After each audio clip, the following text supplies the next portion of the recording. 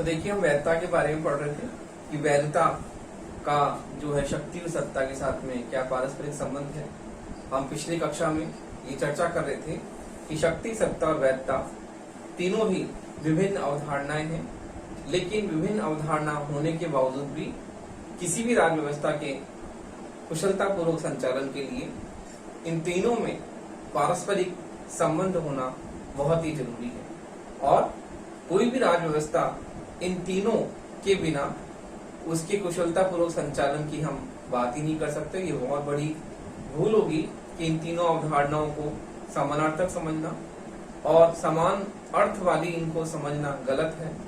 और इनके बिना, एक दूसरे के बिना शासन का कुशलतापूर्वक संचालन करना ये भी बहुत बड़ी भूल होगी, क्योंकि एक के अभाव में हम दूसरे के बिना शासन के संचालन की सही ढंग से बात नहीं कर सकते कि शासन एक के अभाव में जो है दूसरे के बिना शासन किस प्रकार से सही ढंग से कार्य कर सकता है। तो हमने पिछली कक्षा में पढ़ा था कि शक्ति और सत्ता में पारस्परिक संबंध का हमने पहला पॉइंट पढ़ा था। और हम देखते हैं शक्ति, सत्ता और वैधता में पारस्परिक संबंध का दूसरा पॉइंट। तो हम देखते हैं कि शक्ति, सत्ता और वैधता के हम पारस्परिक संबंध की बात हमने की, तो राज्य व्यवस्था के संचालन में इनकी भूमिका भिन्न भिन्न है। अगला पॉइंट है राज्य व्यवस्था के संचालन में इनकी भूमिका भिन्न भिन्न है। तो देखिए, अगला पॉइंट है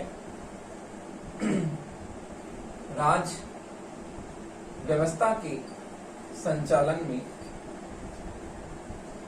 राज्य व्यवस्था के संचालन में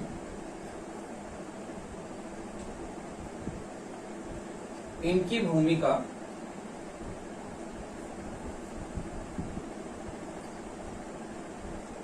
भिन्न भिन्न है।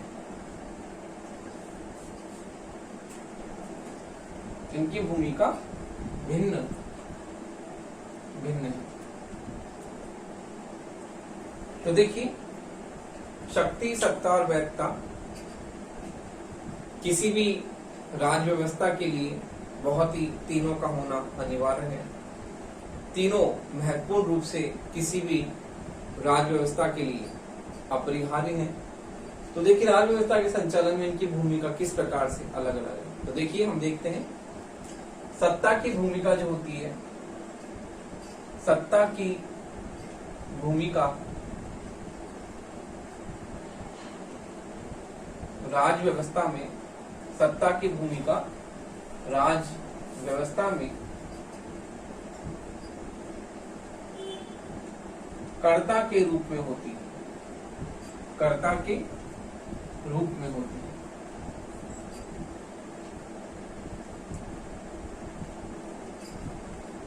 कर्ता के रूप में होती है, क्योंकि जैसे मैंने आपको पिछली कक्षा में बताया था कि शक्ति जो होती है वो बल प्रयोग पर आधारित होती है, और बल प्रयोग पर आधारित होने के कारण शक्ति का प्रयोग स्वयं शक्ति के द्वारा नहीं होता, वो किसके द्वारा होता है?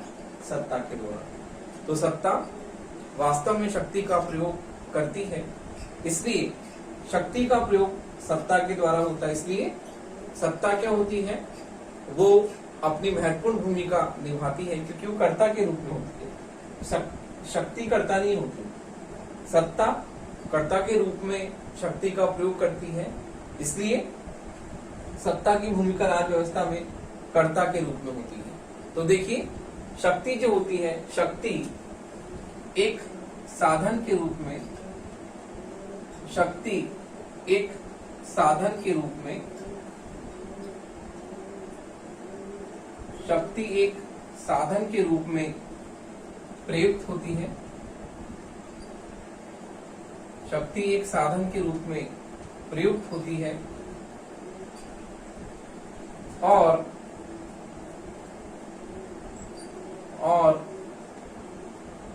सत्ता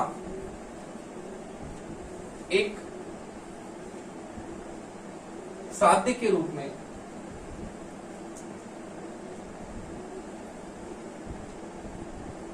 सत्ता एक साध्य के रूप में होती है।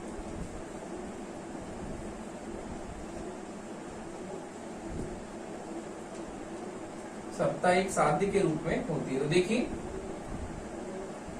सत्ता की भूमिका राज व्यवस्था में कर्ता के रूप में है, शक्ति एक साधन के रूप में प्रयुक्त होती है, और सत्ता जो है वो एक साध्य के रूप में प्रयुक्त होती है, क्योंकि शक्ति जो है एक साध्य है, जबकि शक्ति एक साधन है, जबकि सत्ता क्या है, एक साध्य है।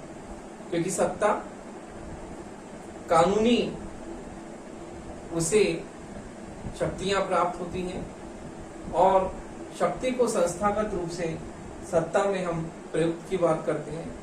तो इस प्रकार से शक्ति जो होती है वो एक साधन के रूप में प्रयुक्त होती है, और सत्ता जो होती है वो एक साध्य, एक कर्ता के रूप में हम देखते हैं।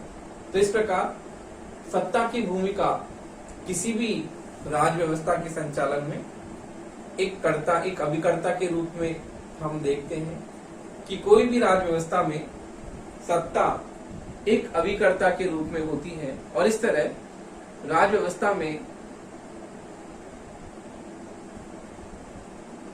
औचित्यपूर्णता का भी महत्वपूर्ण स्थान है। तो हम देखते हैं कि किसी भी राज व्यवस्था में इनका जो है बहुत ही महत्वपूर्ण संयोजन हमें देखने को मिलता है, और सत्ता एक वैधानिक रूप में जो होती है प्रयुक्त होती है, और शक्ति एक साधन के रूप में इस्तेमाल होती है। तो देखिए इस प्रकार शक्ति जो है वो एक साधन के रूप में प्रयुक्त है, जबकि सत्ता जो है वो एक सत्ता एक साध्य के रूप में है। तो इस प्रकार हम देखते हैं कि शक्ति और सत्ता में सत्ता जो होती है शक्ति का प्रयोग करती है, और वो एक अभिकर्ता के रूप में, कर्ता के रूप में प्रयुक्त होती है। इसलिए अब हम औचित्यपूर्णता की बात करते हैं। औचित्यपूर्णता भी जो होती है वो साधन के रूप में प्रयुक्त होती है, और औचित्यपूर्णता से शासन को क्या मिलता है, नैतिक आधार प्राप्त होता है, क्योंकि वैधता मूल्यात्मक आधार प्रदान करती है शासन को, नैतिक आधार प्रदान करती है, क्योंकि वो जन सहमति पर आधारित होती है। इसलिए सत्ता जो है वो एक साध्य के रूप में है, और हम ये देखते हैं कि औचित्यपूर्णता भी एक साधन के रूप में प्रयुक्त होती है, क्योंकि वो मूल्यों पर, आदर्शों पर टिकी होती है, और शासन को स्थायित्व प्रदान करती है। देखिए इस प्रकार हमने राज्य व्यवस्था के संचालन में इनकी महत्वपूर्ण भूमिका देखी। तो इस प्रकार ये राज्य व्यवस्था में जो है के संचालन में इन तीनों की भूमिका जहां अलग अलग है, वही शासन के कुशल संचालन के लिए ये एक दूसरे के अनुपूरक है। तो इस प्रकार हम ये देखते हैं कि शक्ति, सत्ता और भूमिका इन तीनों की अवधारणाएं अलग अलग हैं, लेकिन इसके बावजूद भी इन तीनों की अनुपूरकता इस बात से सिद्ध होती है कि शासन के कुशल संचालन के लिए ये तीनों ही क्या है, अपरिहार्य है, ये तीनों ही क्या है, आवश्यक है। तो देखिए इसके बाद में हम अगले पॉइंट की बात करते हैं, मानव स्वभाव की दृष्टि से इनका पारस्परिक संबंध। तो देखिए मानव स्वभाव की दृष्टि से इनका पारस्परिक संबंध क्या है, उसकी बात हम करते हैं। अगला पॉइंट है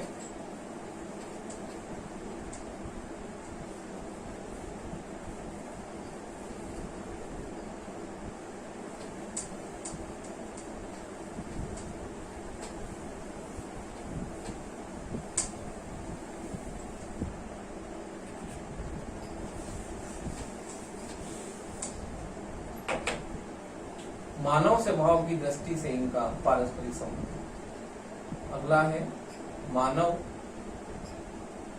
स्वभाव की दृष्टि से इनका पारस्परिक संबंध।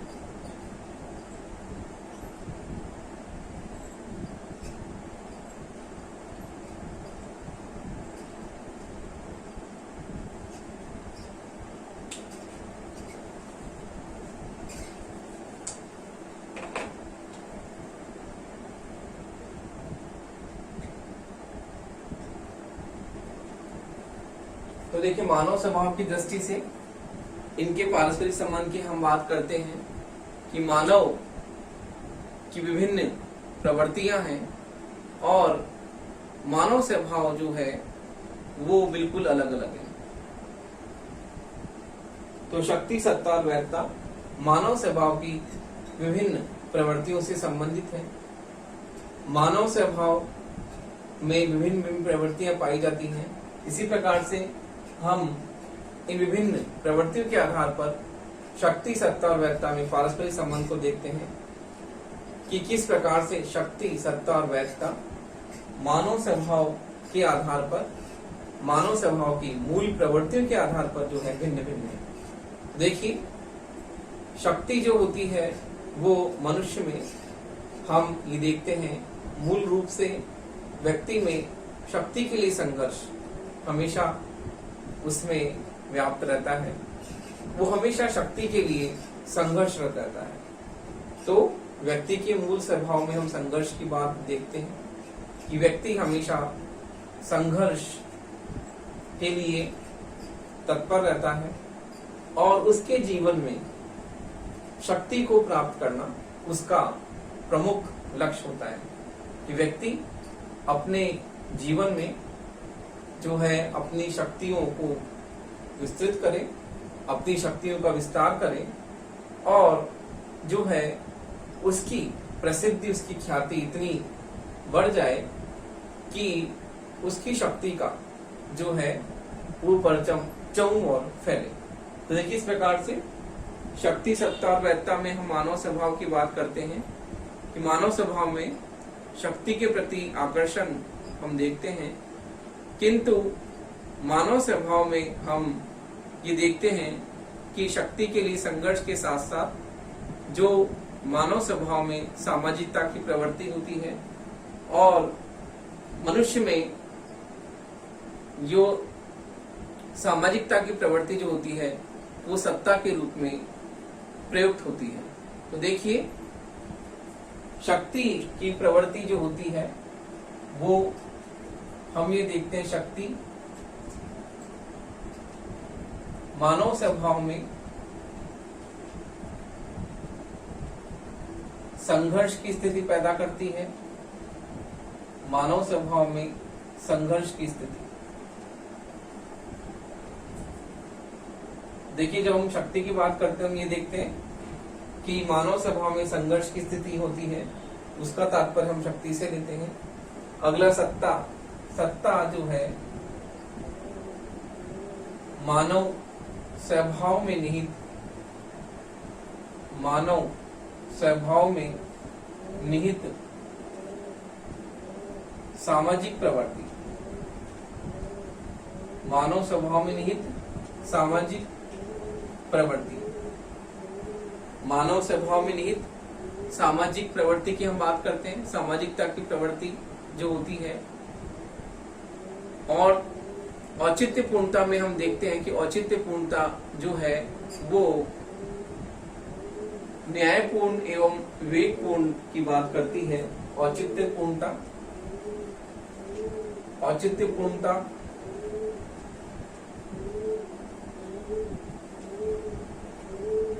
मानव स्वभाव में, मानव स्वभाव में विवेकपूर्णता, मानव स्वभाव में विवेकपूर्णता एवं न्यायपूर्ण व्यवस्था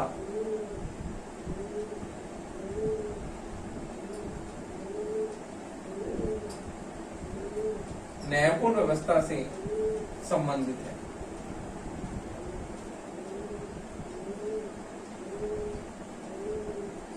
तो देखिए मानव स्वभाव में अलग अलग प्रवृत्तियां पाई जाती हैं। जिस प्रकार से हम जब बीए थर्ड ईयर में हॉब्स लॉ ऑफ रूसो का सामाजिक समझौता सिद्धांत पढ़ेंगे, आपके बीए थर्ड ईयर में जो है एक पेपर है पाश्चात्य राजनीतिक विचारक, उसमें आपके एक समझौतावादी विचारक आते हैं, उसमें हॉब्स लॉक रूसो होते हैं। इन तीनों का समझौतावादी विचारक चिंतन हम पढ़ेंगे उसमें कि किस प्रकार से तीनों विचारक जो हैं मानव स्वभाव के बारे में अलग अलग बात करते हैं।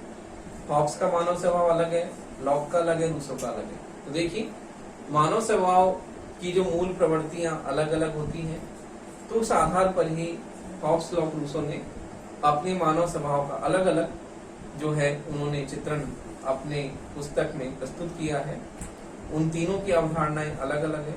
तो देखिए इस प्रकार से मानव स्वभाव का जो चित्रण है वो बहुत ही अलग अलग है, क्योंकि मानव अपने स्वभाव से उसकी प्रवृत्तियां अलग अलग होती हैं। मानव स्वभाव में जहाँ संघर्ष, जहाँ मानव स्वभाव में हम देखते हैं कि हमेशा शक्ति के लिए संघर्ष की बात होती है, उसके साथ साथ ही उसके चरित्र में प्रेम, दया, सहयोग ये भी उसमें पाया जाता है, उसके मानवीय स्वभाव में। तो शक्ति के साथ साथ मनुष्य में प्रेम, दया, सहयोग, सहानुभूति आदि भावनाएं भी जो होती हैं पाई जाती हैं। तो देखिए इस प्रकार हम मानव स्वभाव की दृष्टि से इनके पारस्परिक संबंध की बात करते हैं, किस प्रकार से अलग अलग है। तो देखिए शक्ति जो होती है मानव स्वभाव में संघर्ष की स्थिति को पैदा करती है। तो इस प्रकार से शक्ति जो होती है वो हिंसा पर आधारित होती है, और शक्ति अपने मूल रूप में दमनात्मक होती है, हिंसक होती है। इसलिए शक्ति अपने मूल रूप में नकारात्मक होती है। जबकि सत्ता की बात करें, सत्ता मानव स्वभाव में निहित सामाजिक प्रवृत्ति से युक्त होती है। मानव स्वभाव में हम देखते हैं सामाजिकता होती है कि मनुष्य जो है समाज में रहता है। जैसे कि अरस्तु ने भी कहा है कि मनुष्य एक सामाजिक प्राणी है, और मनुष्य समाज में रहकर ही अपने जीवन का जो है वो समुचित विकास कर सकता है। तो देखिए सत्ता मानव स्वभाव में निहित सामाजिक प्रवृत्ति की बात करती है कि मानव स्वभाव में निहित सामाजिक प्रवृत्ति शामिल होती है। मनुष्य जो होता है हिल मिलकर रहता है, समाज में रहता है, वो एक दूसरे के काम भी आता है, एक दूसरे से उसे सहयोग की आवश्यकता भी होती है। तो ये मनुष्य की सामाजिक प्रवृत्ति जो होती है हम सत्ता के रूप में देखते हैं कि सत्ता कानूनी रूप से उसे शक्तियां प्राप्त होती हैं, और सत्ता जो होती है वो शक्ति का प्रयोग स्वयं करती है। अगला है औचित्यपूर्णता। औचित्यपूर्णता मानव स्वभाव में निहित न्यायपूर्ण और विवेकपूर्ण जो उसकी बात है, उसमें जो विवेकपूर्णता मनुष्य स्वभाव में पाई जाती है और न्याय संगतता उसके मानव स्वभाव में निहित होती है। इस पर हम देखते हैं कि औचित्यपूर्णता मानव स्वभाव में विवेकपूर्णता एवं न्यायपूर्ण व्यवस्था से संबंधित है, क्योंकि वैधता जो होती है वो शासन को न्याय संगत आधार प्रदान करती है, और न्याय संगत आधार वो जन सहमति, जन स्वीकृति जो होती है शासन को प्राप्त करवाती है।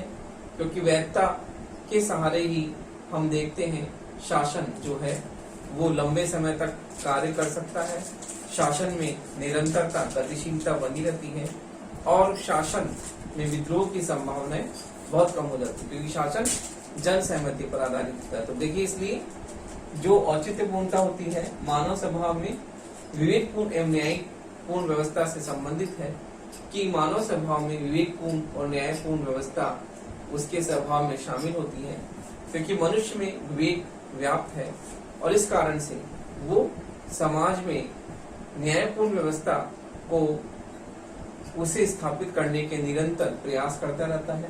इसलिए हम देखते हैं कि औचित्यपूर्णता जो होती है मानव स्वभाव में विवेकपूर्ण एवं न्यायपूर्ण व्यवस्था से संबंधित है। तो इसलिए शक्ति, सत्ता और वैधता। तो देखिए शक्ति जो होती है वो हमेशा संघर्ष, हमने बात की कि शक्ति हिंसा पर आधारित होती है।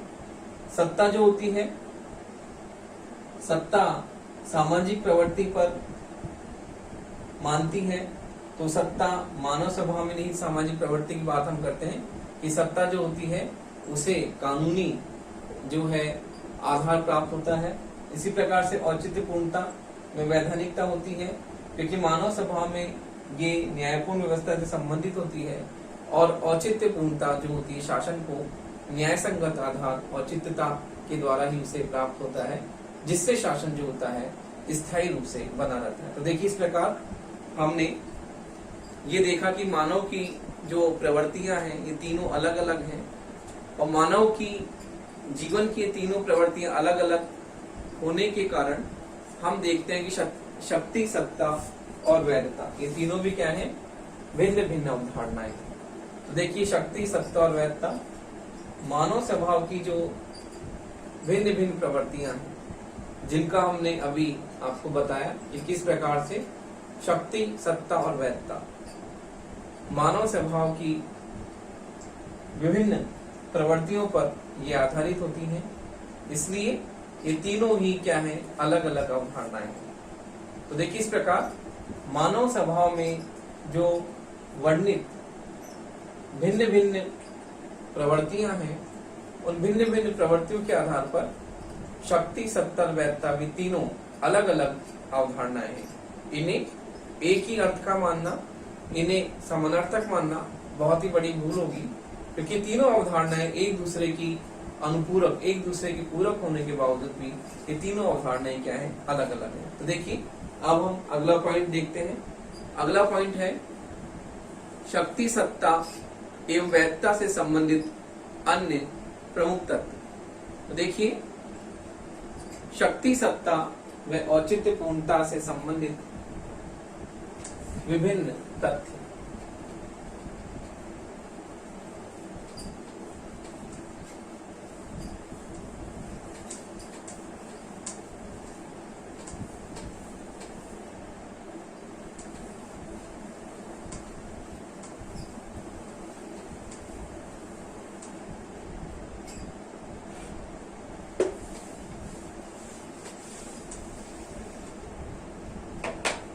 देखिए अगला पॉइंट है आपका शक्ति,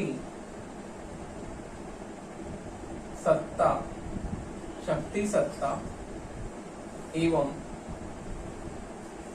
वैधता से संबंधित, वैधता से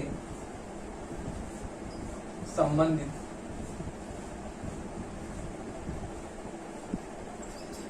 विभिन्न तथ्य।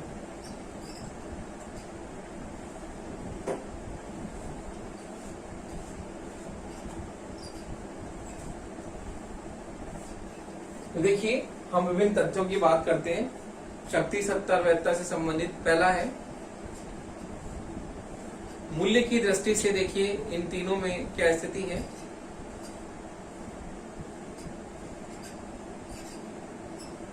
तो देखिए शक्ति जो होती है, शक्ति एक साधन है। तो देखिए मूल्य की दृष्टि से पहला है, मूल्य की दृष्टि से, मूल्य की दृष्टि से शक्ति, सत्ता एवं वैधता अलग अलग है, एवं वैधता अलग अलग है। शक्ति मूल्य निरपेक्ष होती है, शक्ति मूल्य निरपेक्ष होती है,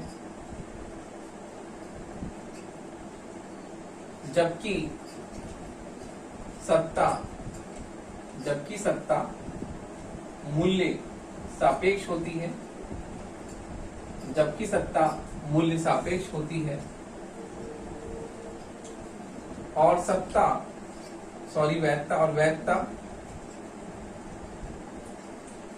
शक्ति व सत्ता को, शक्ति व सत्ता को न्याय संगत आधार, न्याय संगत आधार प्रदान करती है, न्याय संगत आधार प्रदान करती है। तो देखिए मूल्य की दृष्टि से शक्ति, सत्ता, वैधता में तीनों में अलग अलग हम देखते हैं अंतर है। शक्ति मूल्य निरपेक्ष होती है, शक्ति का मूल्यों से कोई संबंध नहीं होता, जबकि सत्ता मूल्य सापेक्ष होती, सत्ता में मूल्यों को महत्वपूर्ण स्थान दिया जाता है। और वैधता शक्ति व सत्ता को क्या करती है, न्याय संगत आधार प्रदान करती है। देखिए इस प्रकार शक्ति, सत्ता और वैधता में हमने संबंध देखा। अगला है शक्ति और औचित्य पूर्णता में प्रत्यक्ष संबंध नहीं होता, जबकि राज व्यवस्था में शक्ति एवं औचित्य पूर्णता को जोड़ने का काम सत्ता करते थे। देखिए शक्ति और औचित्य पूर्णता में, शक्ति और औचित्य पूर्णता में, शक्ति और औचित्य पूर्णता में प्रत्यक्ष कोई संबंध नहीं होता, प्रत्यक्ष कोई संबंध नहीं होता।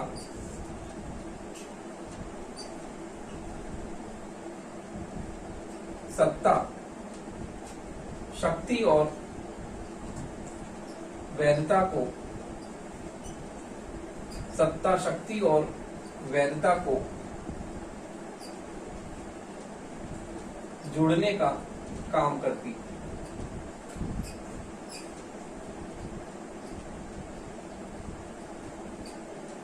तो देखिए शक्ति और वैधता में कोई संबंध नहीं होता प्रत्यक्ष रूप से, लेकिन सत्ता जो होती है वो शक्ति और वैधता को जोड़ने का काम करती है। इन दोनों के बीच एक योजक कड़ी है जो कि शक्ति और वैधता को क्या करती है, जोड़ती है। अगला है सत्ता की दृष्टि से शक्ति एवं औचित्य पूर्णता में विपरीत संबंध पाया जाता है। तो देखिए हम देखते हैं कि सत्ता की दृष्टि शक्ति एवं औचित्य पूर्णता में विपरीत संबंध पाया जाता है।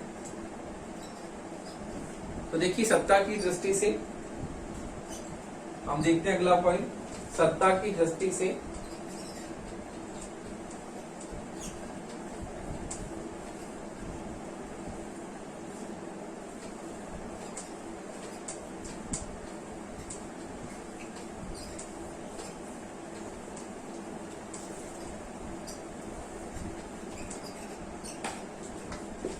अगला पॉइंट है, देखिए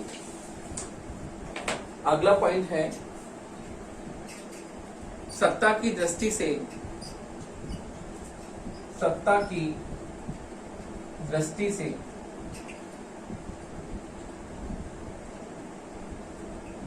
सत्ता की दृष्टि से शक्ति एवं औचित्य पूर्णता में, शक्ति एवं औचित्य पूर्णता में विपरीत संबंध पाया जाता है।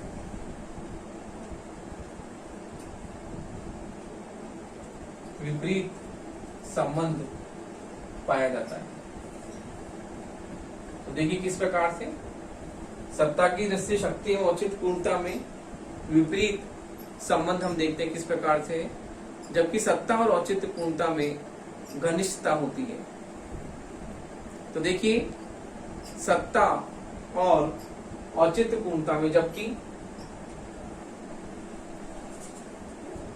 जबकि सत्ता और औचित्य पूर्णता में, सत्ता और औचित्य पूर्णता में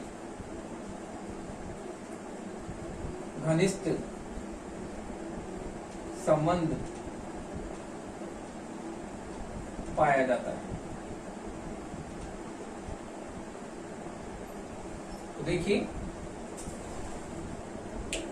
अगला जो पॉइंट है वो है कि सत्ता की दृष्टि से शक्ति एवं औचित्य पूर्णता में विपरीत संबंध पाया जाता है, जबकि सत्ता और औचित्य पूर्णता में घनिष्ठ संबंध पाया जाता है। किस प्रकार से हम देखते हैं, शक्ति जो होती है, और क्योंकि शक्ति में मूल्य नहीं होते हैं, जबकि औचित्य पूर्णता शासन को न्याय संगत आधार प्रदान करती है, नैतिकता से युक्त होती है, शक्ति नैतिकता से युक्त नहीं होती।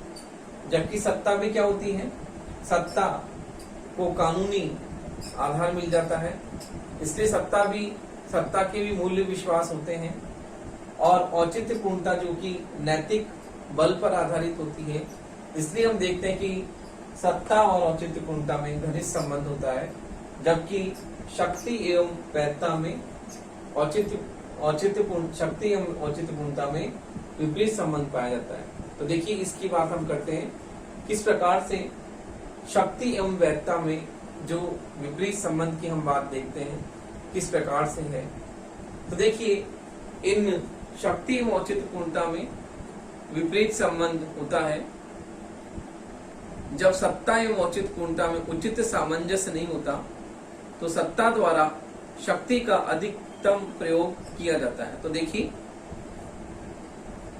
जब सत्ता और औचित्य पूर्णता में सामंजस्य नहीं होता, जब सत्ता के द्वारा शक्ति का प्रयोग अधिक से अधिक किया जाता है। देखिए, शक्ति क्योंकि नकारात्मक होती है, दमनात्मक होती है, इसलिए सत्ता और औचित्य पूर्णता में जब ट्यूनिंग नहीं बैठती सही ढंग से, तो सत्ता और औचित्य पूर्णता में जब तालमेल नहीं बैठ पाता, सामंजस्य नहीं बैठ पाता, तो सत्ता क्या करती है, शक्ति का अधिक से अधिक प्रयोग करती है। तो सत्ता शक्ति का अधिक से अधिक प्रयोग करने के कारण जो शक्ति और वैधता में जो होता है, वो शक्ति और वैधता में दूरियां बढ़ जाती हैं। इन दोनों में विपरीत संबंध हम इस प्रकार से देखते हैं कि सत्ता जब कम से कम शक्ति का प्रयोग करती है तो क्या होती है, उसको औचित्य पूर्णता के साथ युक्त रहती है। तो इस प्रकार हम देखते हैं शक्ति और वैधता में विपरीत संबंध है, जबकि सत्ता और औचित्य पूर्णता में क्या है, घनिष्ठ संबंध है।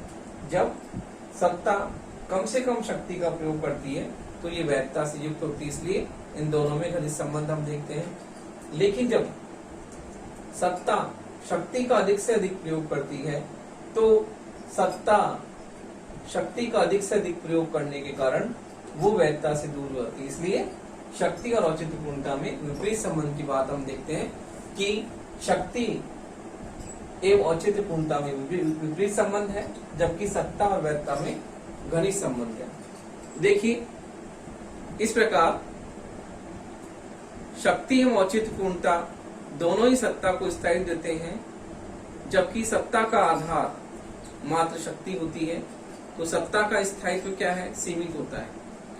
देखिए, इस प्रकार हम देखते हैं कि सत्ता और औचित्य पूर्णता में घनिष्ठ संबंध हमने देखा, जबकि शक्ति एवं औचित्य पूर्णता में विपरीत संबंध की बात हमने इस प्रकार स्पष्ट की। अगला पॉइंट है, सत्ता के अभाव में शक्ति गैर कानूनी होती है, किंतु औचित्य पूर्णता के अभाव में शक्ति एवं सत्ता दोनों ही अनैतिक है। तो देखिए, सत्ता के अभाव में शक्ति, सत्ता के अभाव में सत्ता के अभाव में शक्ति गैर कानूनी होती है, शक्ति गैर कानूनी होती है। सत्ता के अभाव में शक्ति गैर कानूनी होती है, जबकि औचित्य पूर्णता के अभाव में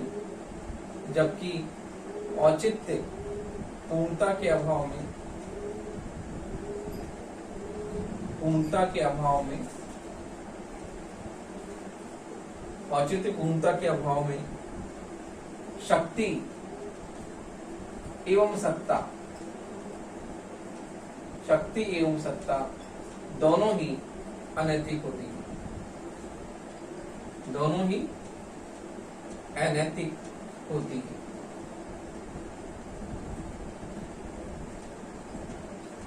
तो देखिए, सत्ता के अभाव में शक्ति गैर कानूनी होती है, क्योंकि शक्ति बल प्रयोग पर आधारित होती है, और जब शक्ति को सत्ता नहीं मिलती तो वो क्या होती है, गैर कानूनी होती है। सत्ता के अभाव में शक्ति गैर कानूनी होती है, लेकिन जबकि औचित्य पूर्णता के अभाव में शक्ति एवं सत्ता दोनों ही अनैतिक होती है। तो जब शक्ति और सत्ता को वैधता मिल जाती है तो इन्हें जनता का नैतिक बल मिलता है, क्योंकि जन स्वीकृति, जन सहमति वैधता के द्वारा ही मिलती है, और वैधता के द्वारा ही कोई भी शासन लोगों के दिलों पर राज करता है, और लंबे समय तक शासन निरंतर रूप से कार्य करता है और शासन में स्थायित्व बना रहता है। तो देखिए, अगला जो है हम पॉइंट लेते हैं कि सत्ता का प्रत्यायोजन किया जाता है, किंतु शक्ति एवं औचित्य पूर्णता का नहीं होता। देखिए, अगला पॉइंट है, सत्ता का प्रत्यायोजन सत्ता का प्रत्यायोजन किया जा सकता है, सत्ता का प्रत्यायोजन किया जा सकता है जबकि शक्ति एवं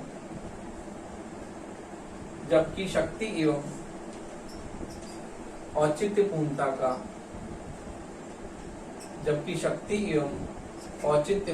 का प्रत्यायोजन नहीं किया जा सकता।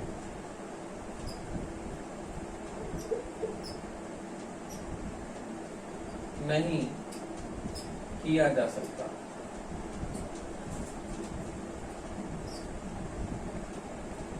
तो देखिए अगला अंतर हम देखते हैं, सत्ता का प्रत्यायोजन किया जा सकता है। जैसा कि मैंने आपको बताया था कि सत्ता जो होती है वो उच्चतर अधिकारी अपने निम्नतर अधिकारी को आदेश देता है और ये सत्ता जो होती है वो एक दूसरे को ट्रांसफर की जा सकती है। जब उच्च अधिकारी या हम देखते हैं नीचे के अधिकारी की बात करते हैं, नीचे का अधिकारी अनुपस्थित रहता है तो उससे ऊपर के अधिकारी को वो क्या करता है, अपनी शक्तियां सौंपकर वो लीव ले सकता है। तो इस प्रकार हम देखते हैं सत्ता का प्रत्यायोजन किया जा सकता है, जो मैंने आपको पद सोपानिक व्यवस्था के बारे में बताया था पिछली कक्षा में। तो देखिए सत्ता जो होती है उसका प्रत्यायोजन हो सकता है जबकि शक्ति एवं औचित्यपूर्णता का प्रत्यायोजन नहीं किया जा सकता, क्योंकि शक्ति और वैधता को हम ट्रांसफरेबल नहीं मानते, इनका हस्तांतरण नहीं किया जा सकता, जबकि सत्ता का हस्तांतरण किया जा सकता है। इसलिए शक्ति एवं सत्ता के प्रत्यायोजन की बात हम कहते हैं नहीं की जा सकती। तो देखिए इस प्रकार हमने जो है इन तीनों में विभिन्न अंतर देखे। तो देखिए इन तीनों में पर्याप्त अंतर के बावजूद भी हम यह कह सकते हैं कि किसी भी राज्य व्यवस्था की रचना के लिए शक्ति, सत्ता और वैधता तीनों ही क्या है, जरूरी है।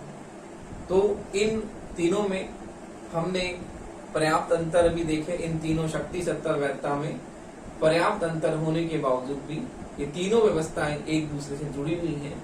ये तीनों ही व्यवस्थाएं एक दूसरे के अनुपूरक हैं और एक के अभाव में हम दूसरे के बिना, एक के अभाव में दूसरे के साथ हम कुशल संचालन की कल्पना नहीं कर सकते। इसलिए शासन में इन तीनों की उपयोगिता बहुत ही महत्वपूर्ण है।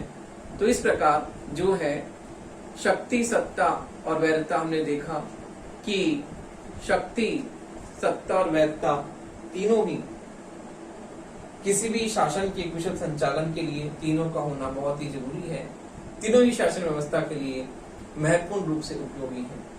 तो देखिए शक्ति जो होती है वो शासन को भौतिक स्वरूप प्रदान करती है, सत्ता उसे वैधानिक स्वरूप प्रदान करती है और औचित्यपूर्णता उसे नैतिक बल प्रदान करती है। इस प्रकार से शक्ति, सत्ता और वैधता तीनों में पर्याप्त अंतर होने के बावजूद भी तीनों ही किसी भी राज्य व्यवस्था के कुशलता पूर्वक संचालन के लिए तीनों का होना बहुत ही महत्वपूर्ण है।